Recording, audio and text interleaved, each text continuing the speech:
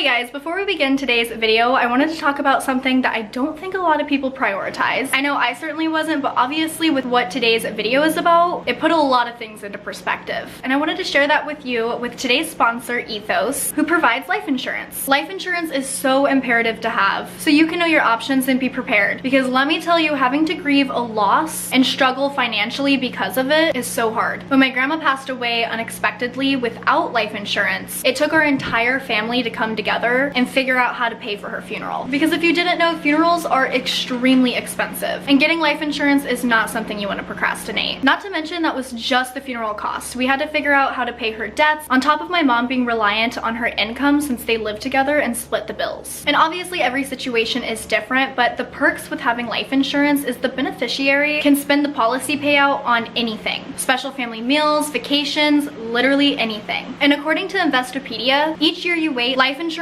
rates increase by 8 to 10%. And according to the Life Insurance Marketing and Research Association, 2 in 5 American households would face financial hardship within 6 months should their household wage earner die unexpectedly. 1 in 4 would struggle. And it's crazy how we all think life insurance is too expensive, but most of us are overestimating the true cost of life insurance by 3 times or more. Because in just 10 minutes, you can protect your family for as little as $10 a month. Ethos provides a mobile-first online application process, and by eliminating medical exams and blood tests, Ethos is able to cover people in minutes instead of weeks. You just have to answer a few health questions online. They're really making life insurance fast, accessible, and easy for all, with no hidden fees or fine print, so you could trust Ethos to find the best possible policy that matches your needs. So if you're interested in learning more about Ethos, or you're interested in getting your free life insurance quote, see my link below. And without further ado, let's get to the video.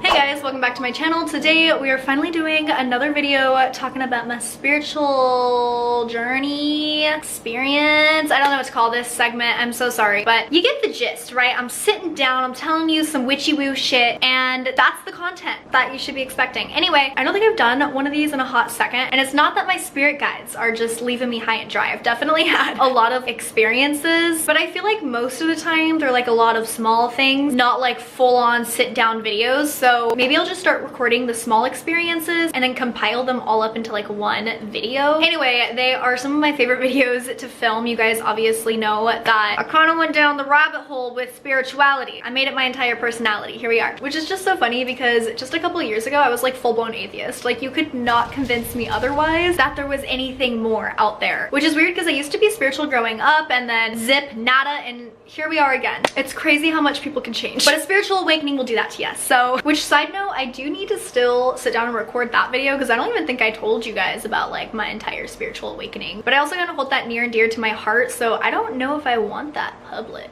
as I literally gave birth on camera. Yeah, I don't know where my priorities are at. Anyway, to tell the story, I need to give you guys a little bit of a backstory as far as where my mental health has been. It's done. It has definitely been plummeting, unfortunately, which is so funny because it really just shows how mental health can vary. I worked so hard to get here and I absolutely love Washington. I feel so fulfilled being here. There's a lot happening behind the scenes that you guys didn't even know, and things are finally starting to turn around, but my mental health is like okay, and like you're still sad. So that's been rough. And look, it's not like I don't have overwhelming circumstances, it's just that they have gotten so much better, so I just kind of expected my mental health to get better too. Nope. And sorry, that's another side note that I want to say that I just think is kind of funny, that I've been getting so many comments of like, oh my god, you're thriving, like you look so happy, and I'm like reading these crying. You really never know what's happening outside of what social media is showing you, but hey, I'm taking the steps to get where I want to be, and I am proud of myself for that. So now that you guys know how shitty my brain is, I can continue the story. And FYI, I just feel like I have to say this, these are all jokes. When I say things like that, it's how I cope, guys. My brain is not shitty. My brain, mwah, we love her. She a little crazy, but nonetheless, because I've been so overwhelmed lately, the smallest things feel so heavy. I don't know why this video, I feel like I can't look at the camera, so I'm sorry if I'm looking down a lot. It's what's comfy and we're about that life. So anyway, get with the story, Alex. This all took place on August's birthday, and I just had a lot of mom guilt for feeling so overwhelmed that day. And obviously it's not like just a switch that you could turn on and off, otherwise everybody would just turn it on and make their mental health problems go away. So I get it, but I was being hard on myself that day. It wasn't his like birthday party day, it was just his actual birthday day. And so what I like to do for the kids is on their actual birthday day. Why can't I just say birthday? That's not making sense to my brain. Anyway, on the day that they were actually born, I still like to do something and celebrate in some way, shape, or form. And so we ended up going to the Tulip Festival that day, which is breathtaking. Like, for one, my kids are obsessed with flowers. And two, it is just fields and fields of tulips. And I did have a little spring baby, so what better way to celebrate than taking them there? It wasn't the closest to us, so it definitely was a drive, like a long drive. We're not talking about like 30 minutes to an hour, like it was a long drive. And if you're a mom, you know better than anyone, long drives with kids take a lot of preparation, and your girl doesn't know how to prepare for shit, like ever. That's ever. It was kind of already up in the air if we were going to go to the Tulip Festival that day, because I wanted my family to be able to come with. Some had to go to work, my mom's knee was hurting, and we didn't have like a wheelchair to bring her to the tulips because it is a lot of walking to get there. And because it was a long car ride, I was trying to rush out the door because I wasn't sure what their hours of operation were. I looked online, but look, I do this a lot where I will look up the hours and somehow my brain just didn't do it correctly and it's wrong. So I was like, we need to get out the door as soon as possible just in case, because if I make this really long car ride and we don't see any of these goddamn flowers, we're all gonna be pissed, and it's his birthday. So I wanted to ensure that we were going to see them. So I rushed my little family out the door and we were on the road again. I also figured it was perfect because of where my headspace was at. Being in the car, like listening to my music is just very therapeutic. And so I was hoping I could just get out of this funk that I was in, and it wasn't working. Anyway, growing up, we used to play this game whenever we were road tripping. If we saw a haystack truck or a truck with hay in it, what are they called? We're calling it a haystack truck. I feel like that's correct. You would say haystack, haystack, make a wish and don't look back, and you would make a wish and make sure that you didn't look back at the haystack. It needed to like pass, and if you looked back, your wish wouldn't come true. I learned this from my mom, and we all know Robin. Robin's a little crazy. And come to find out, I don't know if it's an actual thing. Like, she told me that this was like a well-known thing, and I've asked every single friend. Nobody knows what haystack, haystack, make a wish and don't look back is. In fact, I was talking to my one friend Micah, and she ended up looking it up, and she found things that were very similar and witchy, but not quite like that exact little song that you would sing. Anyway, if it's real or not, it still would be a form of manifestation is what I'm getting at, because if you're speaking anything into existence, you're speaking it into existence. It's really just about the intention that you put behind it. And so we saw, I'm not even kidding, like 5 haystacks. There were so many. A bitch was wishing left and right. I was like, where's the genie?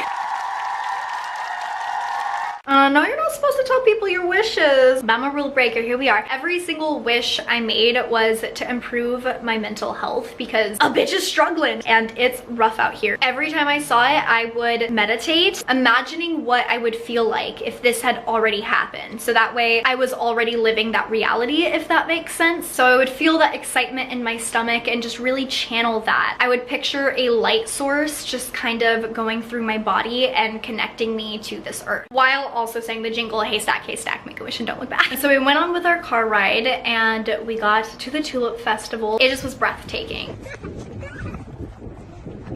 We had a great time. We even saw cows, which I can guarantee that was the highlight of our entire trip for each and every one of us. The boys got to go pet them and everything, and they licked them. But being there was so overwhelming. Oh my God. My kids were very obsessed with the dirt, which is fine. I let my kids play in the dirt. I don't care about getting dirty. It's just what they were doing with the dirt that wasn't okay. They were grabbing huge handfuls and just throwing it at each other, throwing it up in the air so the dirt would get in other people's eyes. Oh my God, there's a fucking bug on my, what is that? Oh my God.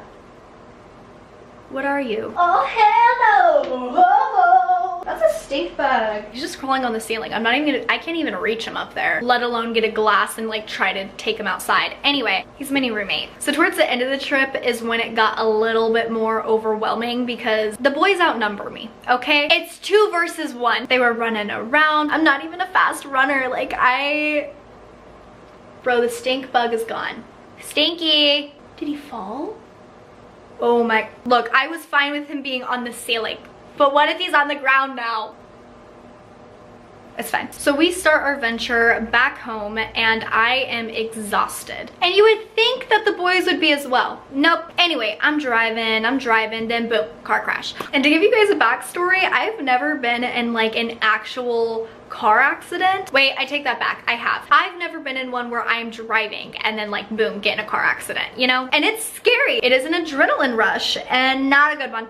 Not a good one. We were and are all okay. There was no injuries and it really was the smallest car crash. But let me tell you what a mental breakdown that caused. I have not cried that hard in years. And it wasn't even immediately. Right after the car accident, I go out to like exchange information and everything. The guy's a dick, he's pissed. I literally am sitting outside of his window trying to get the information. He looks at me, makes eye contact, shakes his head, and goes right back to his phone where he was calling his little baby girl Caroline. And that's a quote. I saw who he was calling. And so I just sit out there like, I don't know what to do. I have never done this. And he finally comes out and starts yelling at me, even though it wasn't my fault. There was a car accident ahead where a semi had crashed that car, so that's what like the abrupt stop was. Anyway, people react to trauma differently. And so once he let it all out, I got back in my car. And guys, I'm usually not that passive when it comes to strangers, but I just couldn't get any words out. I was in shock. I get back in my car and that's when I saw that my windshield was cracked, rip. But I lost it. And it wasn't because of the windshield. That just happened to be the trigger. It was one of those cries that you just don't hear any words coming out. It was like, but I was like crying hard, you get the vibe. And when the police officer came, he explained it all to me because again, I've never been in an accident like this. And so he was trying to calm me down and he was like, why are you crying? Like, it's okay. Like, it wasn't your fault. Like, you have insurance, you're fine. And I was like, it's not the car accident. It wasn't even that I was just overwhelmed that day. It was that I have been so overwhelmed and in this low place for so long. That just happened to be the cherry on top. And let me tell you, my car could take a fucking hit. She still looked cute. Like, she was fine. Definitely drivable, but I was not drivable. I could not pull off that scene. I could not get a grip. I had pulled over for over an hour. It just wasn't safe for me to drive. I called my cousin, who I'm just so thankful that she was able to come and be my support person in that time. She came immediately, drove me to my mom's. I still could not get a grip by the time we got to my mom's. By this time, it was about 8 or 9. It was time for the boys to go to bed, and so they ended up just sleeping over at my mom's, and I went back here. Still could not get a grip. It was every 5 seconds I would just start all over again. It was a really hard night, especially because I now live alone, and so I had me, myself, and I to pick the pieces back up, and that sometimes just feels impossible when your headspace is not in the right place. I ended up calling a crisis line that night because something I personally struggle with is feeling like I'm burdening my friends and family, so I don't talk about anything. I'm a Scorpio through and through. So I decided to call the helpline instead, and I'm so glad that I did. The girl that picked up was a wealth of knowledge. She showed me all of the mental health places that I could go to and different resources that I can use to start getting better faster, because I already had steps in motion to get better, but my appointments are so far away, and even when I go to those appointments, they have to refer me out to a specialist. So actual treatment isn't now, and that's what I needed. When it comes to mental health, timing is of the essence, and telling somebody that they need to just hold on just a little bit longer before they can actually receive that help, it's rough. And let me tell you, the next day wasn't any better because I ended up ending the relationship that I was in. Surprise, I'm single, which is all a-okay. We're still friends. I didn't think it needed like a dedicated video. You guys didn't even get to meet them. It was long distance, so even though it was something that I wanted, that was exiting out a support person that had been in my life. But let me tell you, you do the most growing when you are alone. And so that day I ended up using all the resources that I got from that call, and I was able to walk in and see somebody immediately. And I just can't help but think that my wishes really did come true. I feel that I manifested this, and I specifically had asked for mental help fast. And to top it all off, I happened to be wearing my Moldavite that day, which I actually don't wear her all too often because her energy is very intense. And it's funny because when I put her on, I was like, I know what you do, but I'm still gonna wear you. And it was chaos, but it ended up with a beautiful result. I feel a lot more stable. You can fly? What the fuck? That is not a stink bug. Can stink bugs fly? That bitch had big ass wings. Are you a moth? No. More on that later. And even though the process was chaotic and hard, it was a learning experience, and I can always take that with me. The pain was temporary, and I'm not saying that my mental health right now is completely stable, I'm out of the woods, but I am doing a lot better than what I was doing. Also find it hilarious that this all happened during eclipse season, and I don't know, I see the synchronicities and it makes me feel heard. But I will say, I don't know if I'm gonna be wearing you again, Missy, because that was a lot. I just think it's necessary to surrender sometimes, and it's okay to ask for help and receive help. I personally was surrendering to my spirit guides and not just asking but begging for help, and I received it. And this all happened during May, which is Mental Health Awareness Month, so it just kind of all tied together. And yeah, but that is it for my story. Thank you guys so much for watching. I love you guys so much, and I'll see you guys next time. Bye.